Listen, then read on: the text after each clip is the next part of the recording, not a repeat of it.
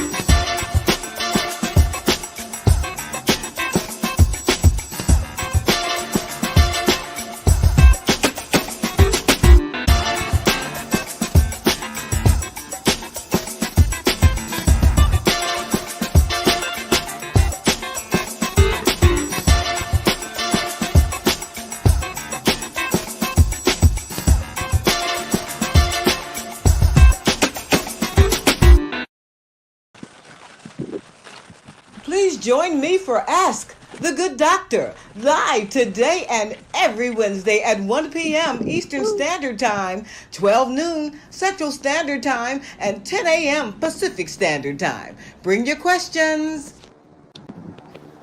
Good afternoon, everyone. I'm Dr. LaJoyce Brookshire, naturopathic doctor, coming to you live from my car because the internet is crazy everywhere today. I don't know if you all are experiencing that, but we are here to help you attain, maintain, and reclaim your perfect health. And no matter what, the show must go on.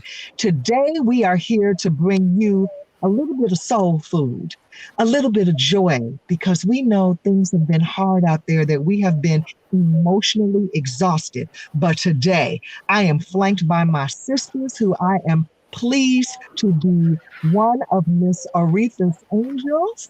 And we are women who worked alongside of the Queen of Soul in her heyday. And well, every day was her heyday. Let me just say that. And at various points in her career. And I am so pleased to have them with me here today.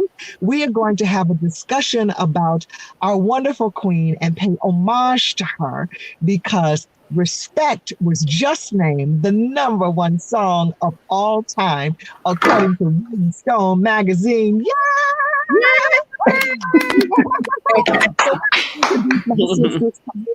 We have Gwendolyn Quinn. Hello, darling. Hi, LaJoyce. Hello, everyone. Hello. And we've got Audrey LaCatis. Hey. And Jacqueline Rhinehart. Hi, Jack. Hello. Hi. And Robyn Ryland-Saunders. Greetings, everyone. Yes, greetings. And our sister Tracey Jordan could not be with us at the last minute. She is not feeling well. Let's just pray that she moves past this and recovers. Okay, let's get right to it. Gwendolyn, since you're the publicist of record currently for Miss Aretha, tell us about this honor that she's received recently.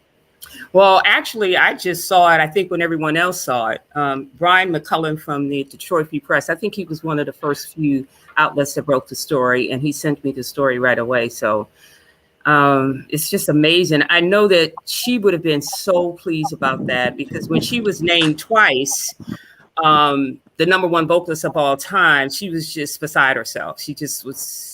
She was so humbled and honored and happy. So I know that she is smiling down, because this 500 songs, and Yes. she made it to #1. Public Enemy made it to #2. And I know Sam Cooke falls in #3 or 4, and 2 other rock bands. That is just amazing. It is amazing. It is amazing. And it's so timely. How about it couldn't be more of a timely honor with respect in some theaters and on pay-per-view currently now. I'm speaking of the movie now. But we know that song. And years ago when Terry Rossi did a Billboard party, and I had the honor of playing with there, I wrote in the script that if you go home and put on Respect right now, it will sound as good as it did in 1968. And the chairman of Billboard read that with such fervor. I'll never forget it. It was a great honor for me for him to read those words, but the way that he stated it. And when the Queen entered the room, oh my goodness, it was a frenzy. And I was just so pleased to be a part of that. We have brought for you all, the viewing audience today, some of the wonderful photographs that we have from our personal collections and some iconic pictures that you may recognize. We're going to tell those stories about what was going on behind the scenes during those times as we journey through her career. Let's take Audrey LaCatis first. Oh boy. Yes. I cannot get over this box set. If you don't have this box set and you are not a real Aretha Franklin fan, I want to thank Gwen for sending it to me. And it's just so beautifully done and such a tribute to her talent. But the artwork is so special. So I just wanted to start with that. It has every song that means, I mean, there's I don't know how many songs, but it's phenomenal. And Audrey, you worked with Miss Aretha during what years? So I was there between 1990 and like end of 93. Okay. At Arista. Okay. Yes. During the Arista years. I think all of us were at Arista. Yep. Yes. How did you come to work with her? Well, I actually replaced Jackie, and Jackie helped me get the job when she left to go to, I believe, Mercury. And on I think probably week 2, Jackie had already set up an appearance with Aretha to be on the David Letterman show. And she was coming into New York because remember, she didn't fly. So when she came to town, she would take the bus and we would have to really try to get as much stuff packed into that week as possible, you know, given her propensity to not want to do too many things in a day, understandably. So it was David Letterman, and she was in town because there was this Grammy Legends show, and she was being honored as a Grammy legend. And I remember going, the first time I met her, walking over from 6 West 57th to go over to the Plaza Hotel where she was staying, and called down, you know, told her I was downstairs, told them I was downstairs. The night before, I had gone to the Grammy Legends rehearsal. I did not meet her or speak to her, but I spoke to her son, Teddy, who played guitar in her band, and her security detail. And because I'm from Detroit, we had that, you know, Detroit connection. And so when I called, she came downstairs. I'll never forget, I just had on a, you know, little wool coat. She had on a fur. She said, "Oh, I like your coat." I said, "I like yours. Want to trade?" She said, you know, with that typical Aretha. And she laughed. And that just, you know, we started off with laughter. And that kind of defined just our relationship. We laughed a lot. And I know we'll get into the movie later, but to me, that was the biggest thing that was missing from both the Cynthia Erivo and the Jennifer Hudson portrayals. No disrespect to the actors, but that was just the script. I just didn't see enough of Aretha's humor in either of those portrayals. But we'll get into that. We'll get into that. Pause. Yes, we're actually going to save that for another episode altogether. Okay. So I called up. She came downstairs. We got in the car, and I tell you, you know, I was pinching myself. I'm riding down Fifth Avenue in a limousine with Aretha Franklin, and I just didn't even know how to contain myself. I was struggling to keep it together. And she looked at me and she said, "So Miss Audrey, I hear you're from Detroit." And I was like, "Yes, ma'am." She didn't ask me what school I went to. She didn't ask me what street I lived on. She said, "What church did you go to?" I said, "Greater Grace every Sunday."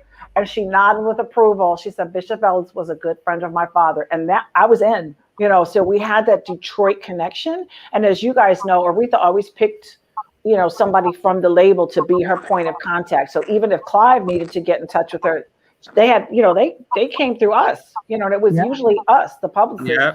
She resonated with us, and we worked really hard to keep that relationship with her. And I think it all, in my case, you know, obviously the Detroit connection, but we also talked a lot about her craft. And as a child, and I know one of the things that I said to her that day, I believe, maybe in the dressing room or something, I said, Aretha, every little girl is, every kid grows up listening to music and singing into their hairbrush, right? And she was like, and I said, and when I would play a Supremes record, I would be Diana. When I played a Gladys Knight of the Pips record, I would be Gladys. I said, but when I played an Aretha Franklin record, I did the backgrounds. She said, smart move. But I meant that. I really revered her, just growing up in a very musical household, and, not just the Detroit factor, but just, I really do, to this day, there's nobody greater. There is nobody greater that has ever picked up a microphone. The things that Aretha Franklin could do with a note and phrasing, and this is no disrespect to the greats, past and present, but nobody feels, you felt every word she's saying. And yes. The respect that I have for her talent is undying. And, I love her, and I don't speak in past tense of her because she's definitely still with us at every step. Yeah. But the places that Aretha Franklin, if you worked with her, the places that you would go are not places that you're going to get to go with some new artist. You're going to go to the White House. You're going to go to, I remember going to Madison Square Garden the night that Bill Clinton accepted the nomination for his, first presidential term. And she sang the national anthem. And then when it was over, she was like, come on. And we walked up we sat on the dais during Jesse Jackson's speech with Spike Lee. And my dad called me that night, and it's like, I saw you on TV. He was so proud. Wow. That was special. I was able to go to the inaugural festivities with her. Quincy Jones produced this huge star-studded event on the steps of the Lincoln Center that was, everybody, I had never been in a room since that had that many stars. And huge stars. Never. It was Diana Ross. It was Michael Jackson. It was Aretha. It was Jack Nicholson. It was Oprah. There were people there that you never think you're going to come in contact. And I was young. I was new in the business. So all of this was just madly exciting. But I was so happy to be there with her. It was an amazing day. Photographs that you brought today, and tell us about the pictures that you've brought and what was going on, what led up to these shoots, and where were you? Hit it, Chris. Show us Audrey's photos. Well, the black and white pictures, the only picture that I have with me right now that's on my computer, that was at the after party for the Grammy Legends. That's her brother, Vaughn, in the middle. Aretha looked fabulous. We were all beaded out and elegant. You could see she's still smoking. There's a cigarette. You could still smoke inside back then. We're old. But she looked so beautiful. My God, look at her. Just glam. And it was just such a fun night. And of course, the one in the bottom right is in the fur coat and the red dress. That was at the Bill Clinton inaugural. At the steps of the Lincoln Memorial, and I tried to talk her out of wearing that coat because the anti-fur movement was really strong that year. They were really, really active. That was when they were throwing paint. I knew that nobody was going to throw paint on her with security and everything, but I tried to tell her, maybe don't wear the coat, lose the coat when you go out. She was like, I'm cold. So she was like, no, I'm wearing my coat. I was like, okay, but I'm just letting you know there's going to be some press. And she was like, let them talk. I don't care. I paid for this coat. It was like, I don't blame her. So I don't wear fur, but she's the queen of soul. She can do whatever she wants. So, and she did. There was some backlash, but we handled it. Of course, that was your job. That was our job. And then the pictures above. So there's two pictures. That's from a Vogue magazine spread. On the left is Beverly Peel. So this was a Vogue magazine spread. They did these recreations of fairy tales. And Grace Coddington was the art director. Bruce Weber was the photographer. We went and shot this out at Bruce Weber's farm out in the Hamptons. And it was supposed to be Naomi Campbell, but she got sick, so they put Beverly Peel in there. And they were doing Snow White and the Seven Dwarfs. And when we were first talking, they wanted her to play the wicked stepmother. I was like, well, no, that's going to be a no, because there's nothing wicked about her. We're just going to call her the queen. And they were like, okay, we get it. Okay. So she was the queen. And LL Cool J was the prince. And he came riding in on this white horse with his leather vest with no shirt and his Oh my God. I mean, it was so much fun. And the dwarves were played by, remember the Motown group, Another Bad Creation, the little kids? Mm-hmm. And they were the dwarves. And they just didn't even know where they were or why they were there. They were so little and young. It was so much fun though. But I mean, I remember that day, and I chose that picture because I remember that she really felt special that day of being asked to be in Vogue magazine in this fashion spread. It was really meaningful to her. And we had so much fun. Like the ride out to the Hamptons was like 3 hours, coming back 3 hours. But I mean, we laughed and laughed and laughed that day, like so much better than some of the other photo shoots. Not every photo shoot went well. Aretha was very particular. And Yes. a lot of time, and people who call her a diva and difficult. No.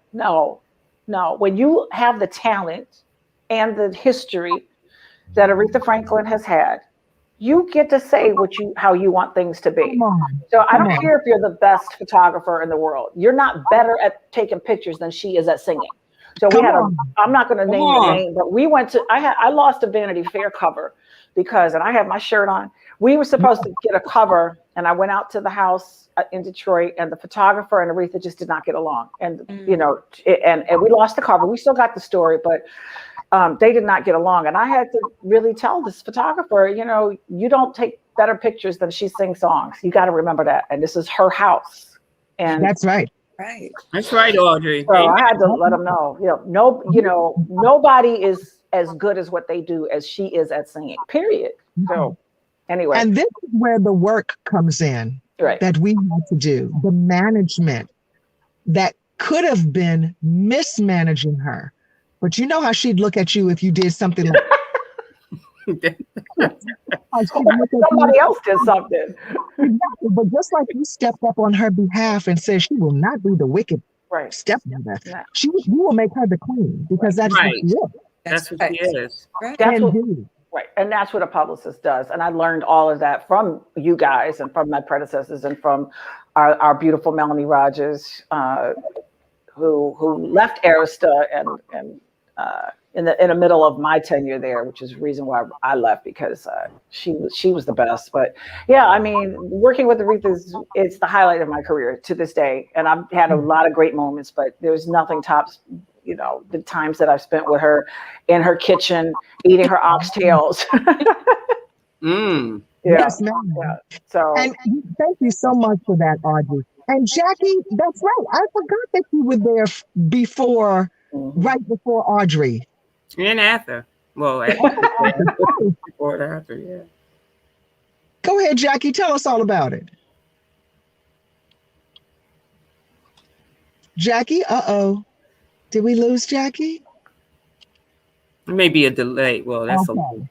All right. Well, let's move on then. Go ahead. Well, Gwendolyn was after me, so I'll take my pictures. Thank you, Chris. Now, let me just say this before we show the pictures.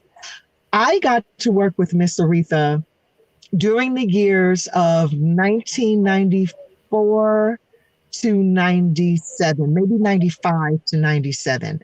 And we were doing a Harley Davidson Cafe tribute for her because she was receiving a gold record at Carnegie Hall. And Mr. Davis did the presentation on the stage at Carnegie Hall. And I had the pleasure of getting Mr. Davis out of his seat, hustling him back to that stage so that he could do this. And I wasn't working with Miss Aretha at the time. But then when we got back to Harley Davidson, we were preparing everything for her. And, it's all hands on deck, right? When Miss Aretha's around and when she's in town. So everyone in the department was working. And so we're standing around drinking champagne and they're like, the queen is coming, she's coming, she's coming. So everybody gets into place. I put my champagne on the table to get it out of sight.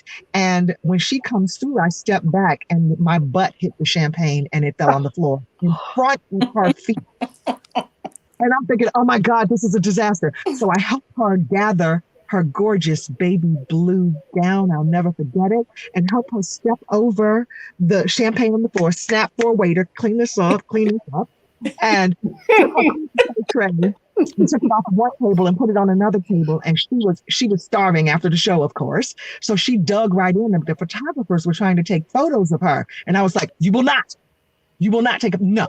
You cannot take a picture of her right now. You have to wait and put them on ice until she finished eating.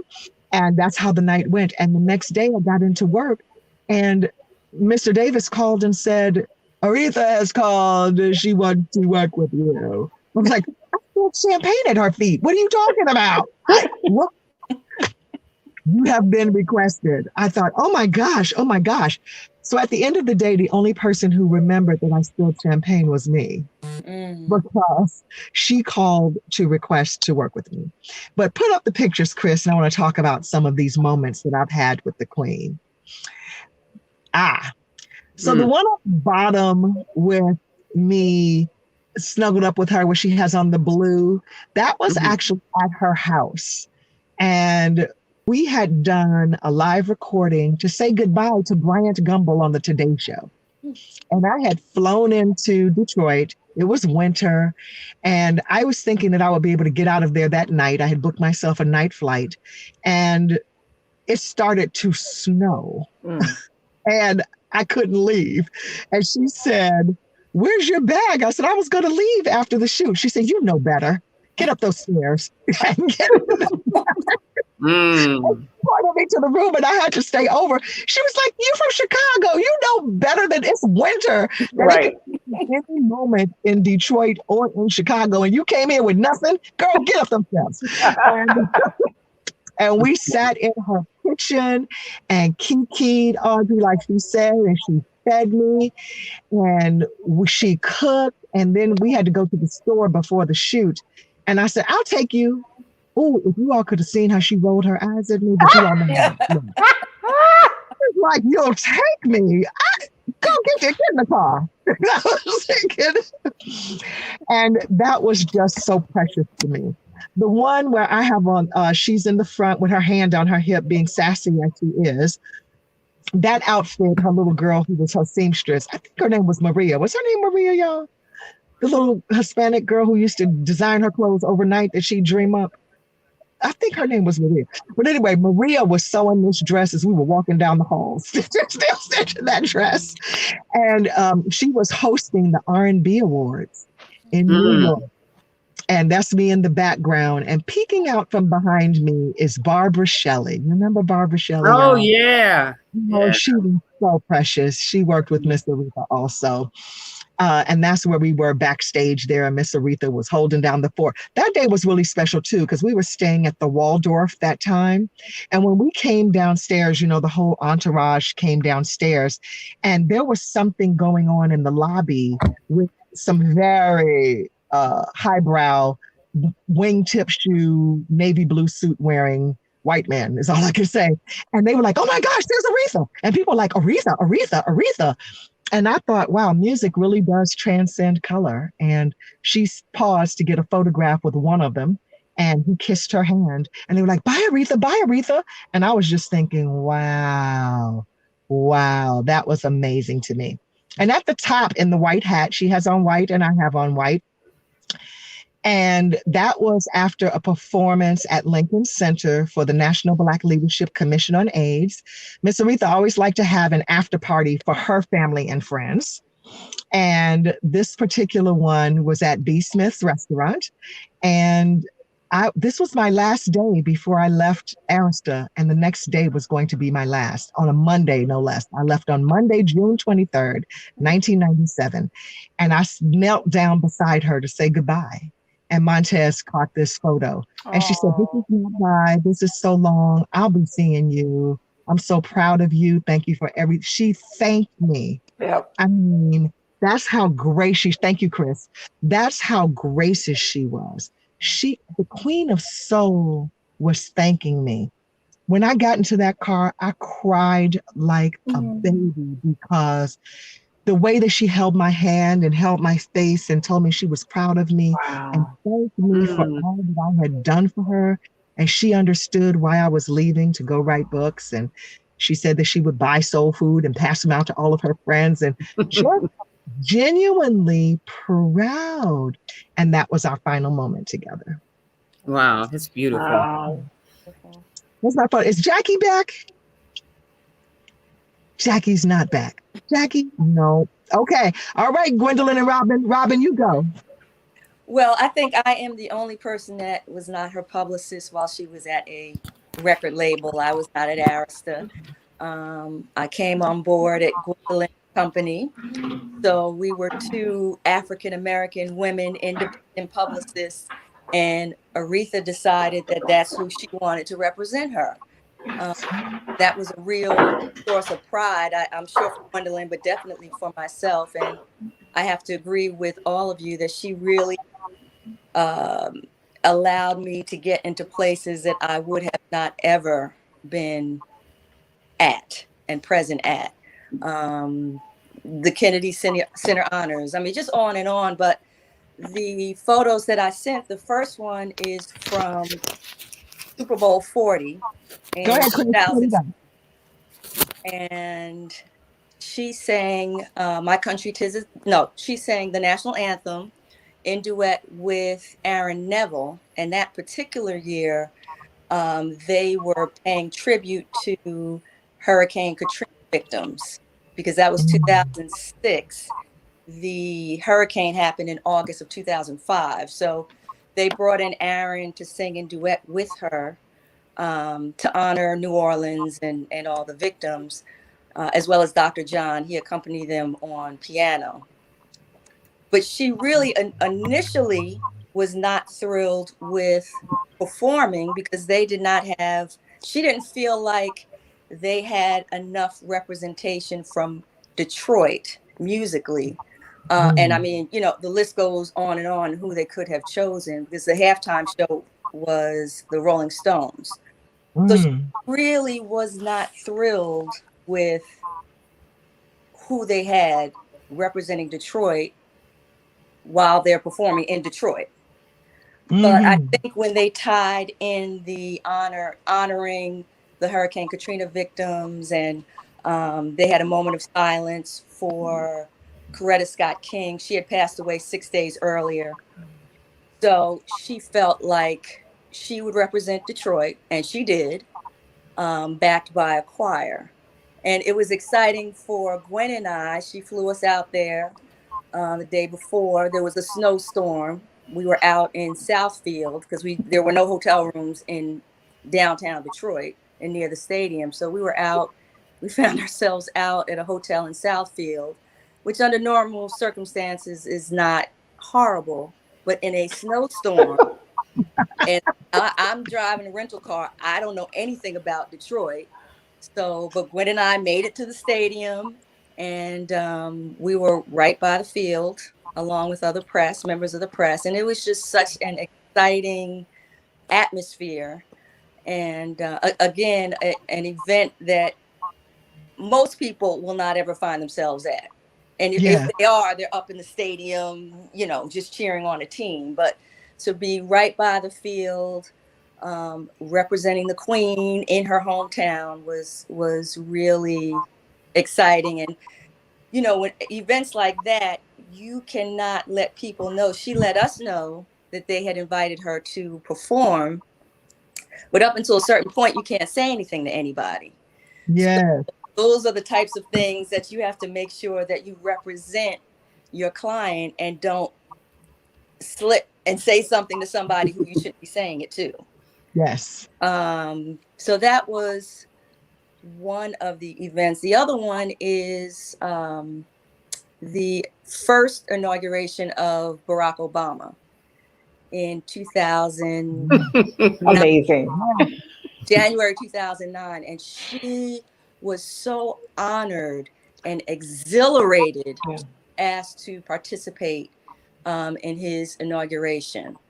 For somebody who traveled with her father, a civil rights advocate himself, who's always with Dr. King. So for her to see their dream realized, and she's standing there representing them in such a magnificent way, she was so excited and exhilarated and proud of that moment. And she and I, you know, because we were not at the record label where there was, you know, the promotions department and Clive and this person, that person, she called our office almost every day I talk to Aretha, especially around something like this. And we would just talk, and she and I shared a real interest in politics. So she and I, during that time, up until he got elected, we were talking, we were excited, and this is the first African-American that's going to be president. And we were both over the moon about it. And so coming up to that point, what you're going to wear is important. It's outside, it's cold, it's January. So she's, of course, being the church woman that she is, she decided I've got to wear the proper hat with my coat. So Robyn and Gwen, I want you to find the finest milliners so I can get an appropriate hat to wear. So we're calling around in New York and LA and all these different places to find a hat maker, a hat maker of note. Yes. Couture. Yes. So I keep asking her, try to slide it in respectfully. Miss Franklin, the date is quickly approaching. Have you found someone to make the hat for you? Robyn, I will get to that. I got to iron my clothes. Okay, I will get to it. Okay, Miss Franklin, I just want to remind you the date is quickly approaching. Yes, I know that. Okay. So finally, she says, I've got the hat. Don't worry about it. Okay, I'm just a little nervous. None of the people we recommended, but no, I found someone. Miss Franklin ended up going on South Woodward in Detroit, downtown, to Mr. Song's millinery, and got that hat with the bow. And she looked fantastic in it, and it became the talk of that day. Yes. Other than President Obama being sworn in as the first African-American president, that hat, it had a life of its own. It did. It became a meme. People were putting it on, it was on a boat with somebody on their yacht. It was everywhere. And the next thing I know, I'm almost like a publicist for a hat. Exactly. Of course, they're talking about her performance. It's Aretha. We love her. She, it's fantastic.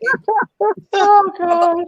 Writes background, and it's the first African-American president. It was just fantastic. But that hat, who made it? Where did it come from? It got to the point then, after that, the Smithsonian wanted to include the hat in one of the museums. Okay. Wow. Fantastic honor. Oh my gosh. What a moment in time. And it deserved to be there amongst all the first lady gowns and Bibles of the presidents and all that. Miss Franklin, they want the hat. They will send someone out to Detroit to to retrieve the hat. So you don't have to send it in the mail. Okay. That sounds good. I'll do that. Oh, great. The guy's so happy. Smithsonian is happy. She took us through more jumps with that hat. They were going to send someone out to Detroit, to her home, to personally pick up the hat with the gloves, put it in a box, and fly it back to DC. Because it's a national pleasure, just like she is. That's yes. Right. And all of that has been, we've told her everything. This is a national treasure, and this is historic. Your hat is part of history. 100 years from now, Barack Obama, the first African-American president, you performed at his inauguration, and you were resplendent in this gray hat with the bow and the matching gray wool coat. She bought into it. Fine. I think the man from the Smithsonian was supposed to leave the next day. And she said, you know what? No, I think hang on to that. I'm going to be having an Aretha Franklin museum. And I think I'm going to put it in my museum. Oh my gosh. So the hat never made it to the Smithsonian. Where's the hat now? That's the question. Well, she still had to have. But actually, Robin's leaving out another story. So it was twice that the hat was supposed to go to the Smithsonian, and she retrieved it both times. And one time, Michelle Obama was involved in it. It was crazy.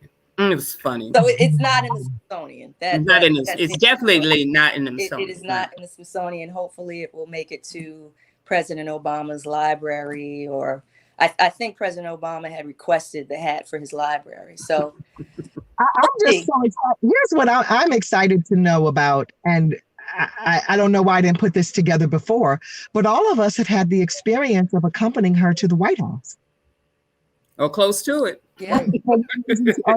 Yes. Yes. Look at that. Like you said, going to places. Yes. Because I remember when President Obama was running, to your point, a political point, and there were a group of people who were Christians, and I was on a certain prayer line, and we have to pray against Barack Obama because he's a Muslim and he's this and he's that and his thing. They were birthers.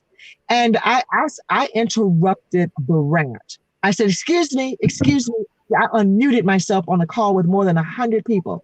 I said, I would like to know by show of voice, how many of you have ever been to the White House? Crickets. Mm-hmm. And I said, okay, I have been to the White House. And here's what I know about the White House. They crawl up your behind with a Roto-Rooter. I couldn't take a makeup artist to the White House because he didn't show up clean. No. A makeup artist. And I said, well, here's who's Miss Aretha requested. And we don't care. He can't come here. Mm-hmm. Oops. So for all of this mess you all are spewing about President Obama, you have to know that the White House already knows. Mm-hmm. Whatever it is you think you know, you don't know squat.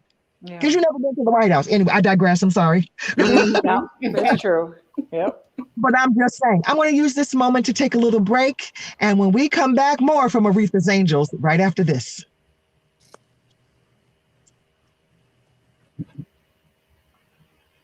Uh-oh, Chris. Guess he was like, all right, why are we taking it?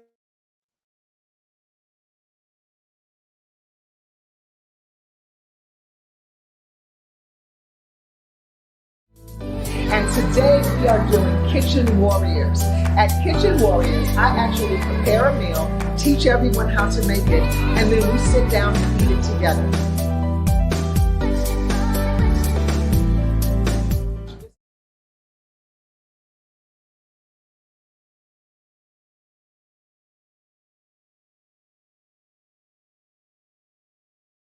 You're tuned in to Ask the Good Doctor, live each and every Wednesday at 1 p.m. Eastern, 12 noon Central, and 10 a.m. Pacific.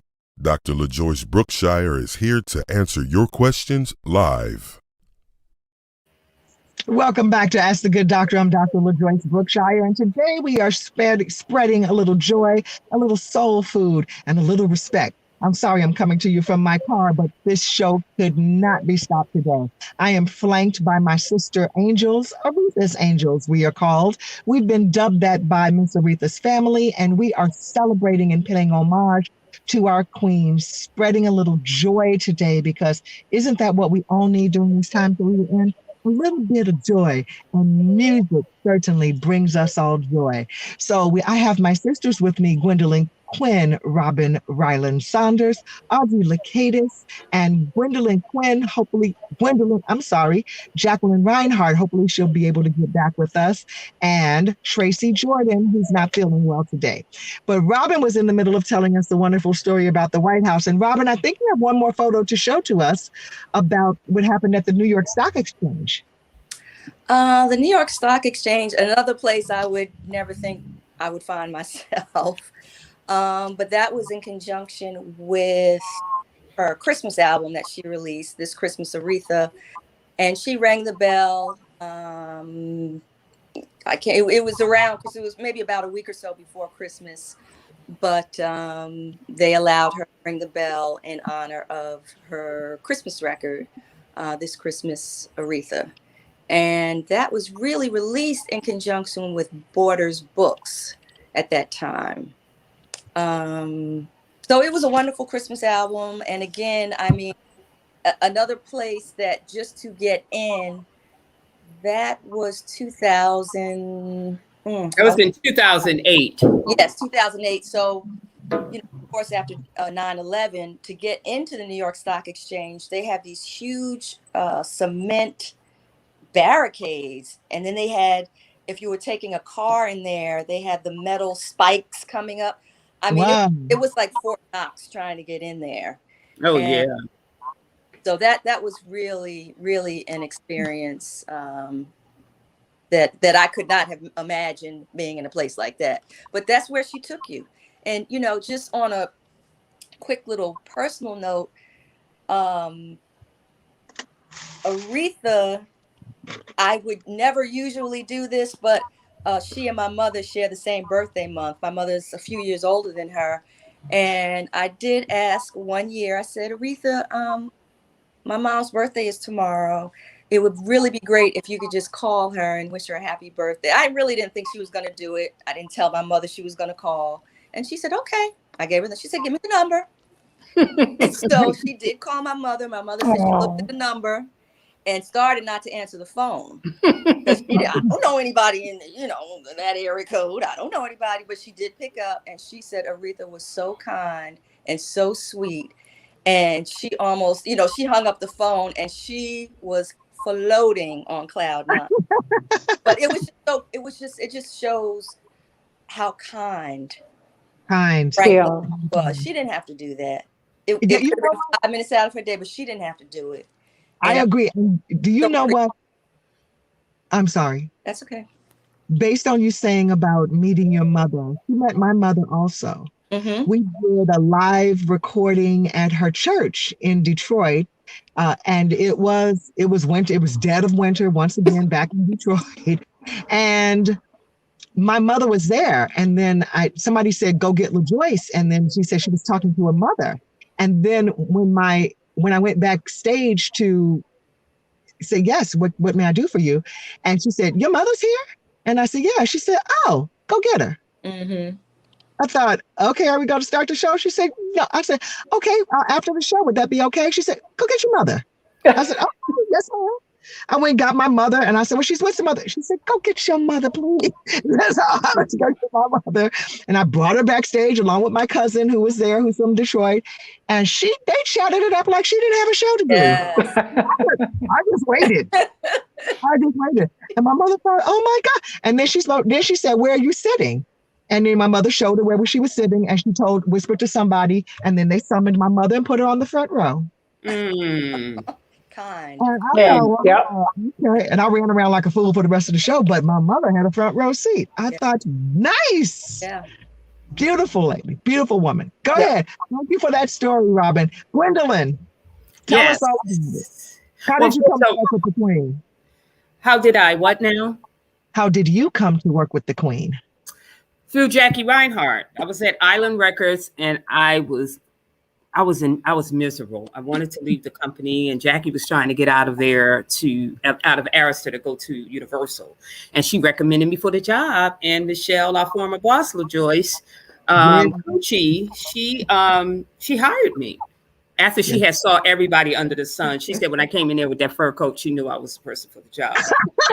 But what I should say to your audience is I was the last publicist working with Aretha at the label. I followed LaJoyce. So when LaJoyce left, I started working with Aretha. And then, of course, when I started my own company in 2002, we got in touch with each other, and she said, I heard you started your own firm. And I said, yeah. She said, well, I need a publicist. She said, maybe I'll sign on. And then, of course, she did. And then she wanted to know my fee. And I told her the fee that I wanted. And she said, no, I can do this. And she gave me the fee that she was planning on paying. And of course, I took the offer, But so anyway, I just wanted to point that out. And so Aretha did know about the Angels, LaJoyce. I wanted to make that point. And so I was on the phone with her one day, and I just told her it was a group of us. I told all your former publicists at Arista, Audrey, Tracey, Jackie, blah, blah, blah. And she said, I said, we're called Aretha's Angels. She said, I'm the angel. She said that. She said, I'm the angel. I said, oh, you're right, Miss Franklin. Certainly, you're the angel. So that's how I came to work with Aretha. And from the label, when I started my firm in 2002 until her passing, I worked with her. But of course, we had some breaks. You know, anybody that worked with Aretha have a few breaks. You're on vacation, extended vacation sometimes. So, yeah. So what's the pictures you brought? Pardon me? Well, what's your pictures? Chris, show us Gwendolyn's pictures. Okay, so I'll start with the Pope Francis' visit to Philadelphia for the Festival of Families. That was in 2015 in September. And she invited me to come down to Philadelphia, and she was on the same concert stage with Andrea Bocelli. And it was just a really magnificent experience. We were all able to go backstage. I didn't meet the Pope, but she, of course, did. Jesse Jackson was backstage orchestrating the one-on-one with Pope Francis. And she bought him a gift there. She bought 25 of her father's sermons. It was really, really amazing. She performed 2 songs. I remember, I can't remember the second song, but the first one was Nessun Dorma. And we just had a really, really great time. And then, you know, as you mentioned, LaJoyce, she always put together these after show dinner parties. Yes. And some of the other pictures are with the conductor to the left that she hired to work with her as she was preparing for this performance. And of course, Michael Eric Dyson and his wife, Marcia. There was a ton of people there, her family. Reverend Jesse Jackson was there. And we had a really great dinner after the performance. And it was just one moment in time. I mean, how many times do you get a chance to be that close to the Pope? Right. And it was just amazing. It was just one of many, you know, life-changing experiences for me. The second photo, you can pull a second photo up. This one is very, very special to me because I was a member of that choir, which is Total Praise Choir of Emmanuel Baptist Church in Brooklyn, New York. Of course, I wasn't in the choir that day. I had booked her for the Rockefeller Christmas tree lighting in 2009. It was a year after her Christmas album came out.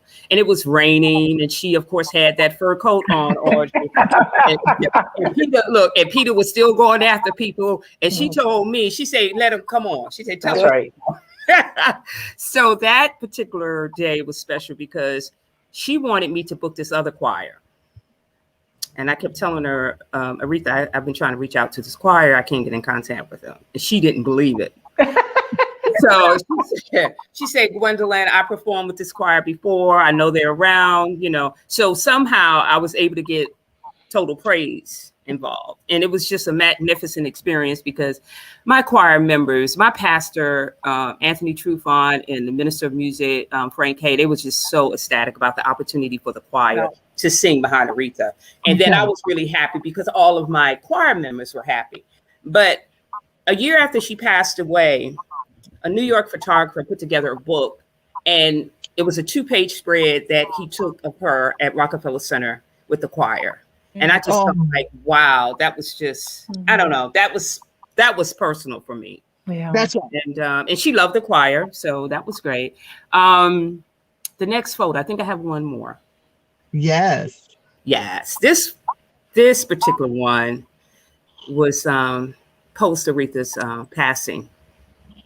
And she was being honored with a special Pulitzer Prize special citation. And that was such a big deal. And knowing Aretha, she's gotten every award on the planet, but I know she would have really been over the moon about this because she would have never thought that she would get a Pulitzer Prize ever. So I worked, I was trying to get one of the sons. I said, you guys, you got to go and accept this award on your mother's behalf. And no one was available. They could not go. And at this particular time, I was working with the estate. And Sabrina said, Gwendolyn, she said, you're going to have to go and pick the award up on behalf of the estate and the family.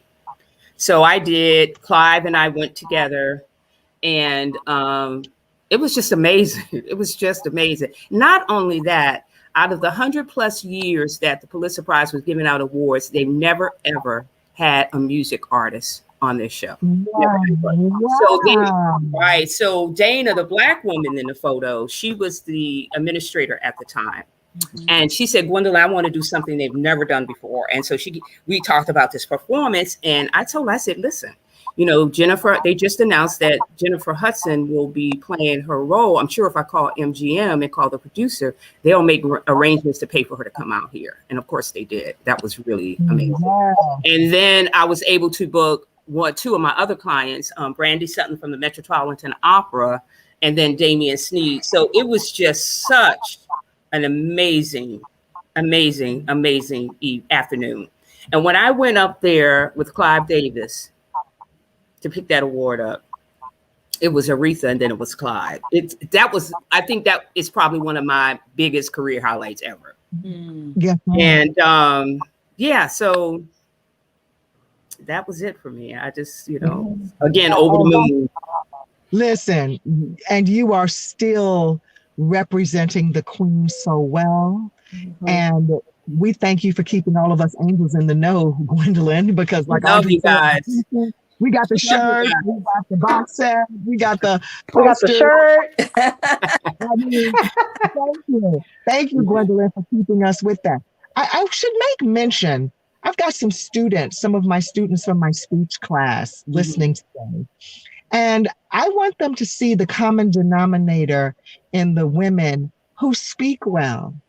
And could you all just speak to the importance of excellent elocution when representing an icon, the written and the spoken word? I think you just did it, LaJoyce.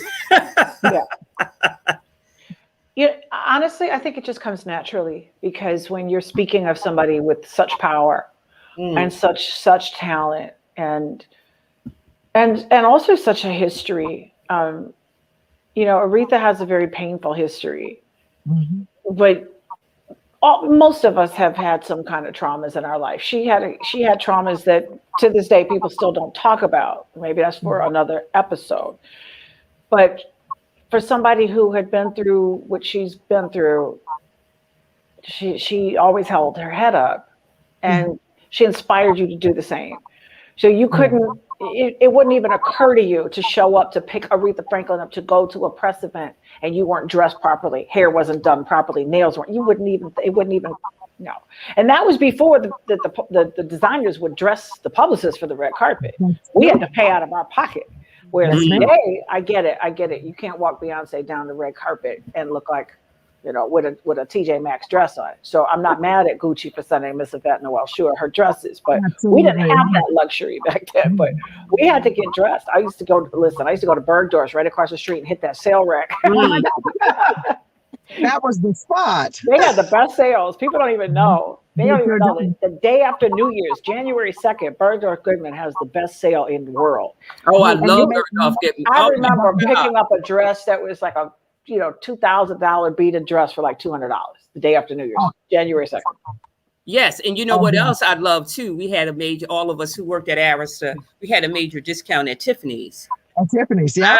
I bought a piece of jewelry during my tenure at at Arista. I bought one piece of jewelry once a month from Elsa Soretti, who recently just passed away, with my Arista discount. And I love Bergdorf and Tiffany's, Audrey, to your point. Yes, absolutely. Always caught sales though at Bergdorf. Always caught sales. Yeah. And what do you, Robyn, what say you about the power of speech when representing an icon? Well, it's not just the power of speech, but the power of the written word as well. When you are representing someone like Queen, it's almost, you have to almost embody her to some degree. I mean, you cannot speak to someone and say this, that, them, and those. My mother was an elementary school teacher anyway, so she would not allow me to speak in that fashion. But, you know, when you're speaking about the Queen of Soul, you almost become, you know, you represent the regalness of who you are talking about. And so you wanted to speak a certain way, and she demanded that. Yes, she did. She did not want you. Now on the phone, you may, you talk as though sometimes you're speaking with one of your family members, but most of the time I always carried myself as I was speaking with the Queen, Miss Franklin. And because I had to write so many press releases for her, the written word is just as powerful. You cannot come off with sentences that are not complete. That's right. Using slang. I did not do that in press releases. That's right. And she would call and give me her quotes and would always say, Robyn, I want you to put this in verbatim. Yeah. Verbatim. And, sometimes I would say, well, Miss Franklin, maybe you would like to say it this way. No. I know how I want to say it. And this is to read. And that is how it was read on the press release. But I think it's really important to be able to speak well and to be able to write. That's great. Written word is very important. I know we live in this time of texting, number of characters, and it has to be short and sweet and to the point. But I think that written word is invaluable. It is invaluable. As well as spoken word. You really need to represent your client in the appropriate manner. Yes, indeed. Gwen, your final thought? Yes, Aretha was very much into that, representing her properly under all circumstances. Yes. And I remember one time, I kind of lost my cool. She was just up to her neck with this one journalist, right? And that's kind of why I lost my cool. But she, after the interview, she said, "Gwen, I know he was out of control, but I don't want you to get out of control." And she will call you on something too now. She's never ever had to pull my coat in that way, but she did that day, and I had learned something, that no matter how bad people be, she does not expect, as her representative, for me to be that way. And it wasn't real bad, but it was just, it was worth pointing out. Okay. It wasn't. So that was a lesson. So you have to always maintain the people that you are representing. It's not about you, because Gwen could get mad all day long. That's right. But you got to remember that you're representing Aretha Franklin, the Queen of Soul, or whoever your other clients are. So that was a very good reminder for me. Really quickly, Gwen, favorite song? Oh my God. Oh, it's Gotta Find Me an Angel, Bridge Over Troubled Water. All right. Let me just say this. Aretha has over 1,000 songs that she recorded. One day y'all should Google them. And I was just floored. I didn't know she had that many she had recorded. Oh, yes. I mean, I didn't realize over 1,000. That's a lot. This is a lot. Audrey, favorite song? Mary, Don't You Weep. Find me a better piece of music on wax anywhere. Oh, yes. Oh, yes. My dance school, my family dance school, where I was raised, in the dance school I grew up in Chicago, we did a dance to Mary, Don't You Weep every single year. And we'd say, it's time to weep, it's time to weep. And people would literally be slayed in the audience at the dance theater, at the recitals. I mean, to this day, my cousin, who still owns the dance school in Chicago, they weep every year. And it is a phenomenal piece. I'm with you on that, Audrey. You, Robyn? Oh, there's just so many, but I'm going to say I Never Loved a Man.